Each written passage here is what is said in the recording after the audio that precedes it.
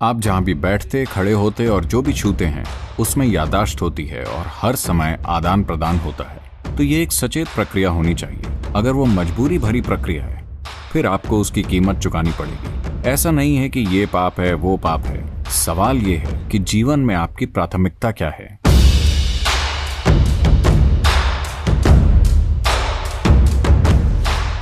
सद्गुरु, कोई व्यक्ति एक रिश्ते में किसी के लिए समर्पित कैसे रह सकता है?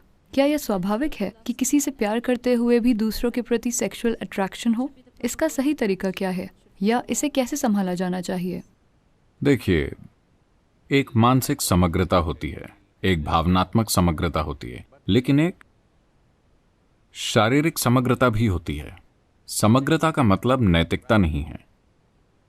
समग्रता का मतलब है कि आप एक ऐसी स्थिति बनाएं जो आपके लिए सबसे ज्यादा कारगर हो। तो जब हम समग्रता कहते हैं, मान लीजिए मैं कहूं मेरे शरीर में एक समग्रता है, इसका मतलब है कि यह मजबूत और बहुत सारी चीजों से रक्षा करती है ना? इसका यह मतलब नहीं कि मैं नैतिक रूप से किसी चीज में अटका हुआ हूं। तो मैं ये कह रहा हूं, मैं चाहता हूं कि आप समग्रता शब्द को उस संदर्भ में समझें। हम समग्रता की बात इस जीवन की मजबूती के संदर्भ में कर रहे हैं। तो अगर यह बात है, क्या यह सच है? क्या आपको याद है कि आपकी परदादी 10 पीढ़ियों पहले कैसी दिखती थी? क्या आपको याद है? नहीं, मगर आपकी नाक उनसे मिलती है, हाँ या ना? शरीर याद रखता है ना? शरीर 10 लाख साल पहले के आपके पूर्वजों को याद रखता है, हाँ या ना? तो आप जिसे मेरा शरीर कहते हैं वो याददाश्त का एक ढेर है, हाँ या ना? मेमोरी है या नहीं? देखिए, अब आप नेपाल से शिलोंग आए।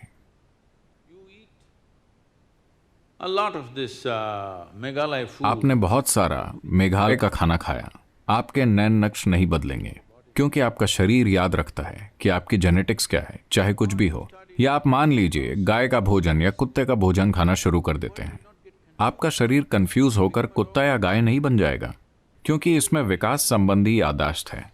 आप चाहे जो भी करें ये कभी कंफ्यूज नहीं होता, है ना? आप सोचने लग जाएं मैं एक कुत्ता हूं और उसकी तरह भौंकने लगें, फिर भी शरीर नहीं बदलेगा, हाँ या नहीं? मन से आप कर सकते हैं, पर शरीर में याददाश्त बहुत गहराई में होती है। तो ये पूरा शरीर जो आपके पास है मुख्य रूप से मेमोरी की एक समग्रता है। अगर ये मेमोरी की समग्रता को खो देता है तो आप देखेंगे कि ये कई सारी चीजों के प्रति नाजुक हो जाएगा। अब शरीर की प्रकृति ऐसी है कि कुछ भी जो आप एक खास स्तर की भागीदारी के साथ छूते हैं स्वाभाविक रूप से उस मेमोरी को स्टोर कर लेगा। मानसिक तौर पर नहीं, शारीरिक रूप से वो उस मेमोरी को स्टोर कर लेगा। पारंपरिक रूप से इस संस्कृति में हम इसे ऋणानुबंधा कहते हैं। आपने ऐसे शब्द के बारे में सुना है? ऋणानुबंध। इसका मतलब है शारीरिक मेमोरी जो आप इकट्ठा करते हैं। लोग क्यों, आप लोगों के साथ ये देखेंगे, मान लीजिए अपने घर में वो जाकर उसी जगह बैठते हैं। ये आमतौर पर बूढ़े लोगों के साथ आप देखेंगे कि वो जाकर एक ही जगह बैठना चाहते हैं, वो दूसरी जगह नहीं बैठेंगे। क्या आपने गौर किया है? यहां तक कि आपका कुत्ता, वो आता है, अगर वो यहां बैठना चाहता है तो वो इसे सूंघेगा, उसे सूंघेगा, उसे सूंघेगा और बहुत खोजबीन के बाद वो उस एक जगह पर बैठ जाएगा। अगली बार आप उसे कहीं भगा दें, वो आएगा, वो जाकर उसी जगह बैठ जाएगा क्योंकि एक मेमोरी है। आजकल फोरेंसिक उपकरण हैं जिसमें आप अभी यहां बैठे हुए हैं, आप चले गए, 2, 3, 8 घंटे बाद अगर वो आए, कुत्ते के साथ नहीं, कुत्ता आसानी से ये कर सकता है, मगर फोरेंसिक उपकरण के साथ हम यहां आते हैं और बस इस कुर्सी को चेक करते हैं और हम जान जाते हैं कि आप ही यहां बैठे हुए थे, कोई और नहीं। तो याददाश्त होती है। आप जहां भी बैठते, खड़े होते और जो भी छूते हैं उसमें याददाश्त होती है और हर समय आदान प्रदान होता है।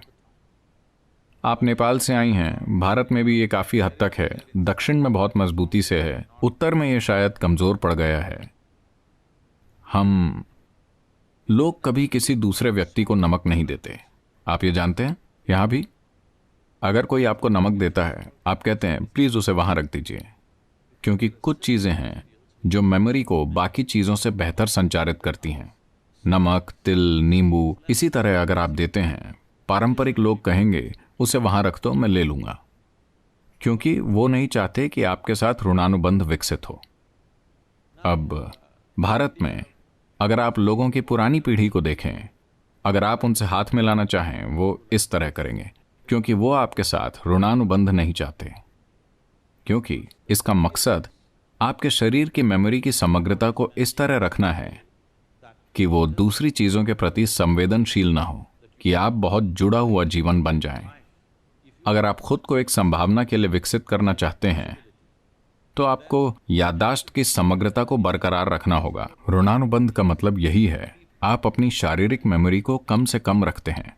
शारीरिक संबंध ऐसी चीज है जिसमें बड़ी मात्रा में मेमोरी एक से दूसरे में ली जाती है। तो हमेशा, इस समाज में नहीं बाकी हर कहीं, हमेशा से लोगों ने उस मेमोरी को कम से कम रखने के फायदे देखे। अगर आप उस मेमोरी को बहुत जटिल बना दें तो आप देखेंगे कि आराम से होना कुछ समय बाद बहुत मुश्किल हो जाएगा। सुख जरूर होगा मगर आपके जीवन में कोई खुशी नहीं होगी। आप लोगों पर ध्यान दे सकते हैं, मेरी बात पर विश्वास मत कीजिए। आप लोगों को ध्यान से देखिए, उन्हें सुख मिलेगा, वो हर समय खिलखिलाते रहेंगे, मगर आप उन्हें गौर से देखिए, उनके अंदर कोई खुशी नहीं है, सहजता नहीं है, क्योंकि सहजता ज्यादा मेमोरी की वजह से चली जाएगी। ऐसा सिर्फ सेक्सुअलिटी के साथ ही नहीं, कई और चीजें हैं जो आप इस तरह करते हैं। Right now you see this very much in the Western societies. अभी आप पश्चिमी समाजों में ये बहुत देखते हैं। जहां भी मैं जाता हूं, खासकर अमेरिका में, लोग आएंगे, सदगुरु मेरा हक कहाँ है? मैं कहता हूं वो आपके साथ होगा, वो मेरे पास क्यों होगा? ऐसा नहीं होता कि किसी खास पल आप किसी के करीब महसूस करते हैं तो आप उन्हें गले लगाते हैं। ऐसा है कि हर समय आपको लोगों को छूना है, क्योंकि आज के मनोवैज्ञानिक इन चीजों का विश्लेषण करके बता रहे हैं कि ऐसा इसलिए है क्योंकि बचपन में उनकी माँ और माता पिता ने उन्हें पर्याप्त नहीं छुआ। जब वो बड़े हो जाते हैं तो वो हर समय किसी न किसी को छूने के लिए तरसते रहते हैं।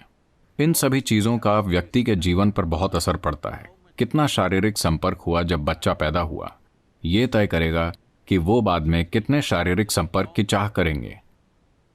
और एक शिशु अपनी माँ से कितनी मेमोरी ग्रहण करता है उस समय, क्योंकि जब तक एक बच्चा 4.5 साल का नहीं हो जाता, कई रूपों में ऊर्जा की दृष्टि से वो एक अलग जीव नहीं है। वो अब भी माँ के शरीर से जुड़ा है। असल में अगर लोग प्रकृति के अनुसार चलें तो उस समय तक उन्हें माँ का दूध पीना चाहिए और 4.5 साल तक जुड़े रहना चाहिए। प्राकृतिक रूप से ऐसा ही था। तब ऊर्जा मैच्योर नहीं होती। उस समय अधिक से अधिक मेमोरी जो आप अपनी माँ से पाते हैं, ये और भी बेहतर होता है इसे मजबूत करने के लिए।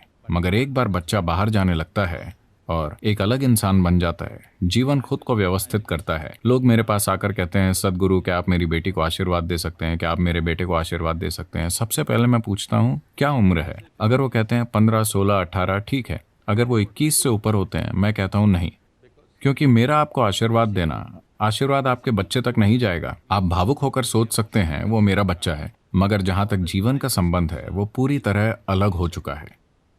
आमतौर पर जीवन की अवधि लगभग 84 साल या चंद्रमा के 1008 चक्रों के बराबर मानी जाती है। चंद्रमा के चक्र और हमारा शरीर सीधे सीधे जुड़े हैं, क्योंकि हमारी माँओं के शरीर चंद्रमा के चक्रों के तालमेल में थे, इसलिए हम पैदा हुए, वरना हम पैदा नहीं होते, है ना?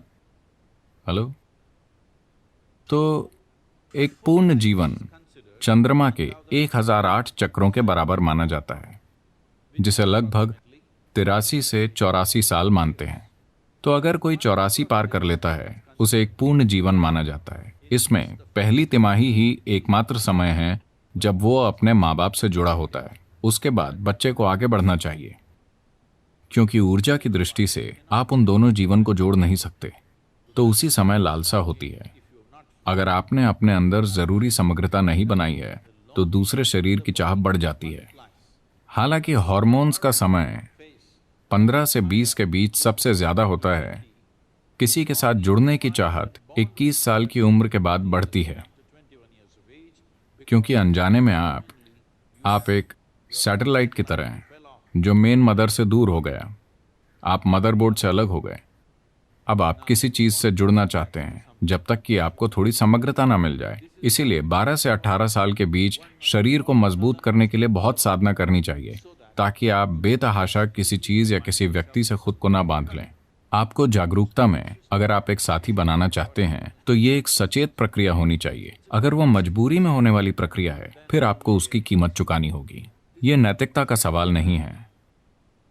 ऐसा नहीं है कि ये पाप है वो पाप है। सवाल ये है कि जीवन में आपकी प्राथमिकता क्या है। अगर आपकी प्राथमिकता इस जीवन को एक उच्च संभावना तक पहुंचाना है तो आपको जागरूक होना चाहिए। अगर आप किसी तरह जीवन जीकर चले जाना चाहते हैं तो ठीक है।